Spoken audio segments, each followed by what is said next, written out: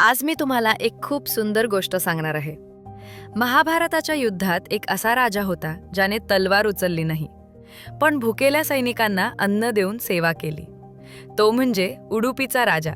चला डोळे मिटा, आपण वेळेत मागे जाऊया। महाभारताचं मोठं युद्ध सुरू होतं।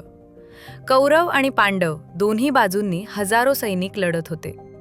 सगळ्या राजांना एखाद्या बाजूने युद्धात सहभागी व्हायचं होतं, पण उडुपीचा राजा मात्र विचारात पडला, कारण दोन्ही बाजू त्याला सारख्याच प्रिय होत्या। मग त्याने शांतपणे ठरवलं, मी युद्ध करणार नाही, मी सैनिकांसाठी अन्नाची सोय करीन, कारण भूक तर सगळ्यांनाच लागते ना। उडुपीच्या राजाने मोठं स्वयंपाकघर सुरू केलं। दररोज हजारो सैनिक यायचे, खायचे आणि समाधानाने परत जायचे। आणि आश्चर्य म्हणजे अन्न कधीही जास्त पडत नसे, कधी कमीही पडत नसे। नेमकं जितके सैनिक खायला बसायचे तेवढंच अन्न तयार असायचं। हे पाहून पांडवांना प्रचंड कुतूहल वाटलं। एके दिवशी ते विचारतात, महाराज, तुम्हाला कसं कळतं की किती अन्न बनवायचं? उडुपीचा राजा गोड हसून म्हणाला, मी रोज रात्री भगवान श्रीकृष्णांना थोडेसे शेंगदाणे अर्पण करतो।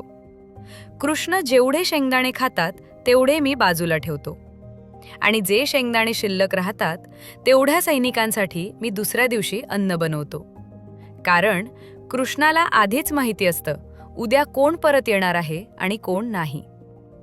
हे ऐकून पांडव स्तब्ध झाले। त्यांच्या मनात कृष्णाबद्दल आणखी प्रेम निर्माण झालं। युद्ध संपल्यानंतर भगवान श्रीकृष्ण म्हणाले, तू तलवार न उचलता सैनिकांची सेवा केलीस, म्हणून उडुपीचं भोजन संपूर्ण भारतभर प्रसिद्ध होईल। लोक इथे प्रेमाने जेवतील आणि तुला आशीर्वाद देतील। आणि बाळांनो, आजही उडुपीची भोजन परंपरा खूप प्रेमाने निभावली जाते असं म्हणतात। ही कथा तुम्हाला आवडली असेल तर व्हिडिओला एक लाईक नक्की करा। अशाच रंजक आणि प्रेरणादायी कथा पाहण्यासाठी चॅनलला सबस्क्राईब करा। आणि हो, तुम्हाला ही कथा कशी वाटली ते कमेंटमध्ये नक्की सांगा।